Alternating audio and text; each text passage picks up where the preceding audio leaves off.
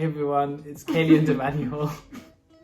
It's great to have you here, and we want you to know that you are loved and there's a purpose for your life.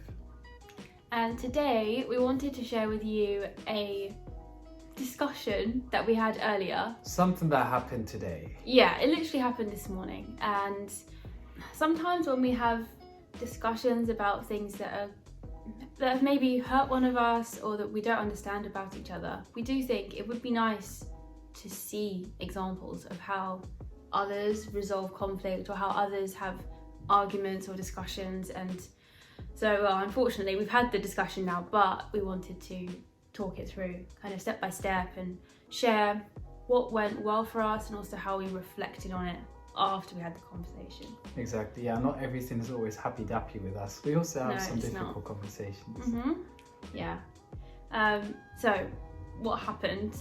Essentially, we've been on a journey, each of us individually, and then when we met each other together with church, and I guess how we experience church, our relationship with it, and with some of the activities you might do at church. For example, cell groups, or maybe small groups is more relatable, where small groups of people meet together and each week outside of the main service. And so after leaving our previous church, we've both had reflections on what we hope for in church going forward, what we want to bring to a church, and so this topic came up. How did it come up? It came up in Kayleigh asking me, how do you see yourself? How do you see your life in 1 year's time? And I shared a bit of what I hoped for, or what I was just expecting and imagining in a year. And there was one point or one word I said when Kayleigh's when I could see in Kayleigh's facial expression, she went from just smiling to being a bit and that was when I was talking about us having like a small group at our house. Yeah, so you mentioned that and my perception of it, well, I noticed when he said it that inside of me I was a little bit unsure or uneasy about the topic, and so when it was my turn to say how I see us in a year's time, I started with addressing that I don't fully understand why, but when you mentioned potentially leading or being part of a small group, it made me feel a bit uneasy or uncertain. And then I also said how I see us in a year's time. And then we had a 1 hour conversation. And that was about Immanuel basically asking me, okay, why do you feel this way toward a topic of a small group, a small church group? So yeah, okay, let me summarize why I was uneasy. Okay, so this is not the first time the topic has come up. Okay, so at our previous church, in some parts of the church or some groups,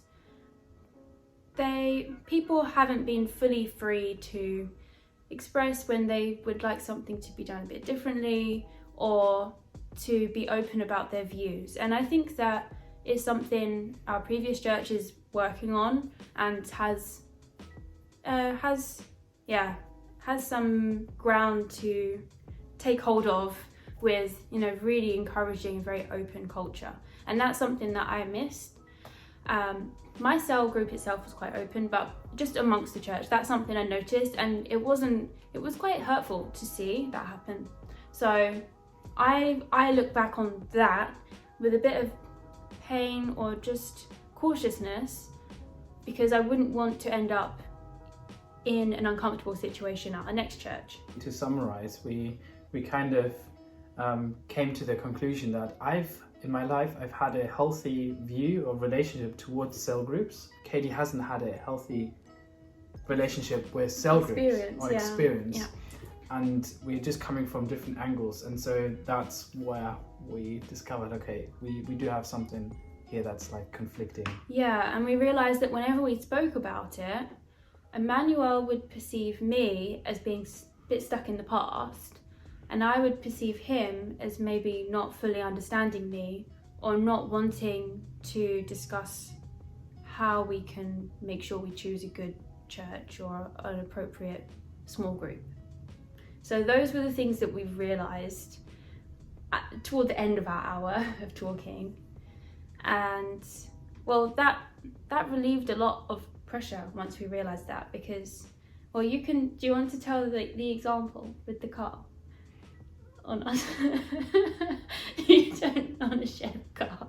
I will share the car. So Immanuel had an analogy, and he was saying it's as if we're both in a car, and for him, because he knows what a good experience with church looks like, a bit of a bad experience is simply just a case of indicating and going back on the right track.